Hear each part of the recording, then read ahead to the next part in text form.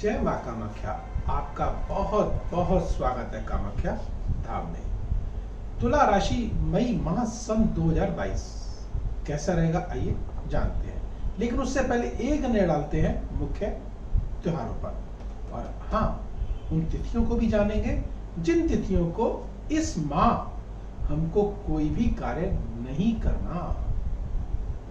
कोशिश करिएगा कि उस दिन को टाल दीजिएगा, क्योंकि विघ्न, बाधाएं, मानसिक तनाव, काम में अड़चन, रुकावटें ये आ ही जाएंगी, अनायास आ जाएंगी।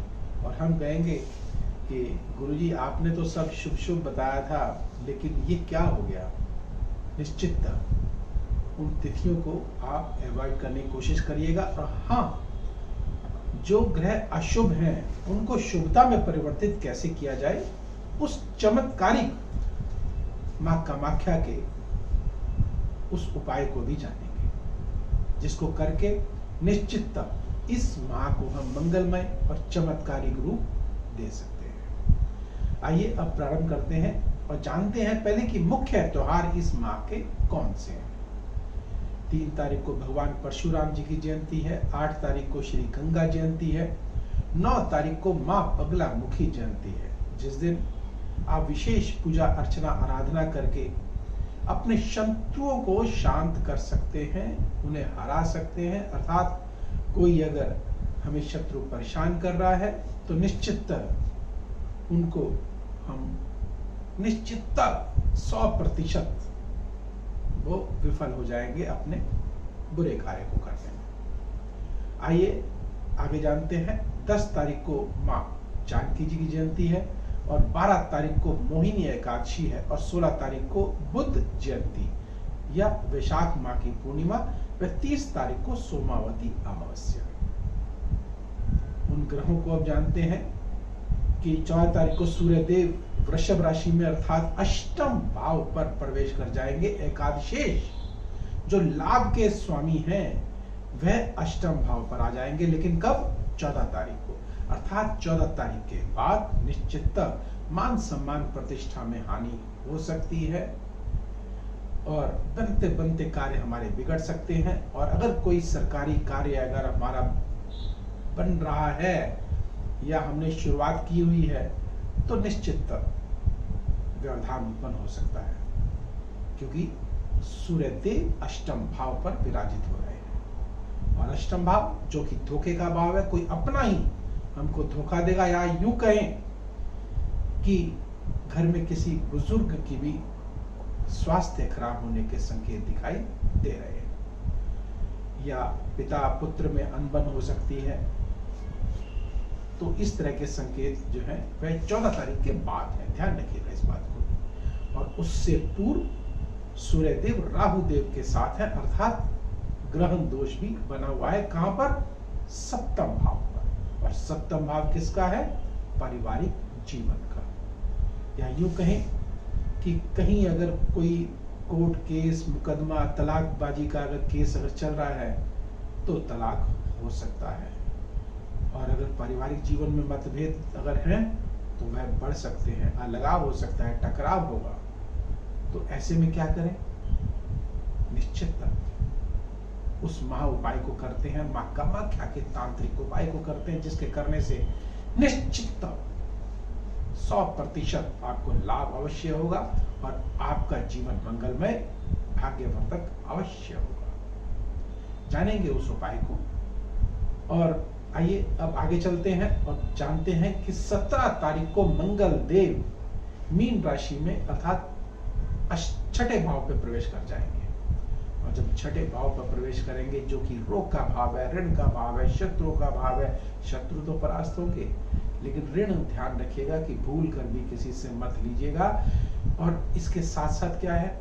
द्वितीय भाव के स्वामी, द्वितीय भाव जो कि धन का है, परिवार का है, कुटुंब का है, अर्थात धन में निश्चित कमी आएगी और वह पैसा आपका अचानक किसी न किसी हॉस्पिटल में या रोग की जगह पर आपका खर्च हो जाएगा, या ऋण देने में खर्च हो जाएगा, या ऋण आप ले भी सकते हैं।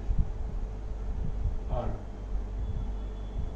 क्योंकि वह द्विदेश है तो वाणी में भी थोड़ी सी आपकी तीव्रता रहेगी, थोड़ा धैर्य रखें। और इसके साथ साथ क्योंकि धन का भाव है तो जैसे मैंने बताया कि कुटुंब का भाव है, तो कुटुंब में भी अलगाव, टकराव या कुटुंब में जो है कोई ना कोई अशुभ समाचार आपको सुनने को मिल सकता है। और आइए अब आगे बढ़ते हैं और जानते हैं कि शुक्र देव मेष राशि में अर्थात सप्तम भाव पर 23 तारीख को प्रवेश करेंगे। अर्थात 23 तारीख से पूर्व शुक्र देव छठे भाव पर रहेंगे और उसके बाद जो है वह सप्तम भाव पर आ जाएंगे। सप्तम भाव राहु के साथ होंगे, सूर्य देव के साथ होंगे, लेकिन सूर्य देव तो आगे चले जाएंगे, तो यहाँ पर सिर्फ राहु की ही युक्ति बना रहे हैं शुक्र के साथ। तो अचानक कोई ना कोई बाहरी व्यक्ति आपके पारिवारिक जीवन में आकर के कोई ना कोई बात ऐसी कर सकते हैं या टकराव ऐसा हो सकता है कि आपके साथ जो है मतभेद पैदा हो जाए, पारिवारिक जीवन में एक तरह से ग्रहण लग सकता है। तो ऐसा ना हो इसके लिए क्या करें यह भी जानेंगे। एक छोटा सा उपाय ही इस माह को मंगलमय बना सकता है और जिन तिथियों को मैं आपको बताऊंगा उन तिथियों को भी विशेष ध्यान रखिएगा और भूल कर भी उन तिथियों को कार्य ना करें, क्योंकि शुक्र जो है उच्च भाव के होकर के बैठे हुए हैं, उच्चस्थ है और शनि की ढैया भी चल रही है, तो निश्चित प्रतिकूल जो है वह प्रभाव अवश्य मिलेगा ही, इसमें कोई संदेह नहीं है। इसके साथ साथ आप सुख साधनों में वृद्धि भी होगी। और वो कैसे होगी? क्योंकि बृहस्पति देव मीन राशि के छठे भाव पर बैठे हुए हैं, तो कहीं ना कहीं आपको अगर इनकी दृष्टि अगर देखेंगे, पंचम दृष्टि देखेंगे, तो वह दशम भाव पर है। और दशम भाव जो कि मान सम्मान प्रतिष्ठा का है, सम्मान का है, आय का है, धन का है, तो आय में वृद्धि अवश्य होगी और जो आय के साधन है उनमें वृद्धि होगी और धन लाभ व उन्नति भी अवश्य होगी और प्रतिष्ठा भी आपको अवश्य मिलेगी। और जब यही बृहस्पति देव सप्तम दृष्टि से द्वादश भाव को देखेंगे तो निश्चित पारिवारिक जीवन में भी खुशियां आएंगी और जो आप खर्च करेंगे वह किसी शुभ कार्य पर खर्च करेंगे, अर्थात मंगल कार्यों पर खर्च करेंगे, आपको आनंद की अनुभूति होगी।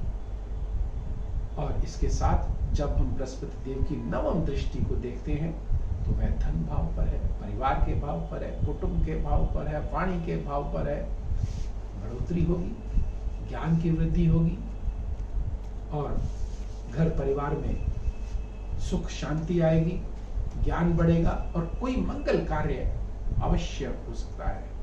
और आइए अब बात करते हैं शनि और मंगल देव की। शनि देव पंचम भाव पर विराजित है और स्वराशि में है, मंगल देव साथ में है, तो निश्चित दोनों का टकराव है।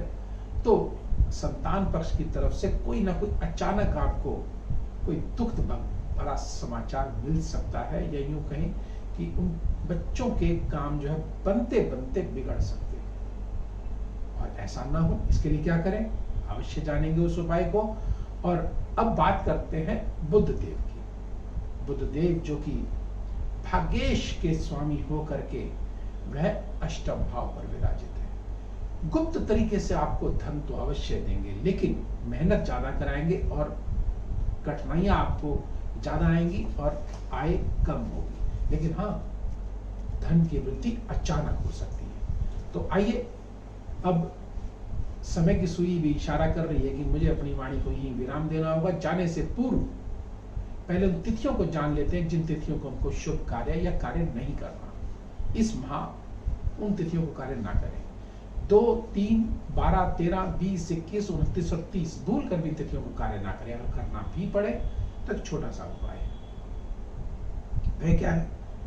4 मुखी रुद्राक्ष लीजिएगा, काम्या सिंदूर उसके ऊपर लगाइएगा और रात को अपने सिर के तकिए के नीचे रख के रात को सो जाइएगा। किसी व्हाइट पेपर में रैप कर लीजिएगा, कहीं तकिया खराब ना हो जाए। और सुबह प्रातःकाल सूर्योदय से पूर्व उठेंगे, अपने सिर के ऊपर से 3 बार घुमाएंगे और घुमाने के बाद माँ दुर्गा के चरणों में रख करके आ जाएंगे और अपनी प्रार्थना में लगाएंगे। निश्चित माँ कामाख्या आपकी मनोकामना अवश्य पूर्ण करेगी और इस माँ को मंगलमय बनाएगी। और हाँ, अगला वीडियो आपके पास सबसे पहले पहुंचे कौन सा, कि जो जातक विदेश जाना चाहते हैं वह नहीं जा पा रहे हैं, वीजा नहीं लग पा रहा है, या आपके बिजनेस में कहीं ना कहीं कोई रोड़ा अटका दिया है, किसी ने कुछ कर करा दिया है, तो उसका क्या उपाय है जानेंगे अगले वीडियो में। लेकिन उससे पहले इसको लाइक करना होगा, सब्सक्राइब करना होगा और बेल बटन को अवश्य दबाना होगा, जिससे अगला वीडियो आपके पास सबसे पहले पहुंचे और आप लाभान्वित हो सके। तो अब मुझे दीजिए आज्ञा। जय माता।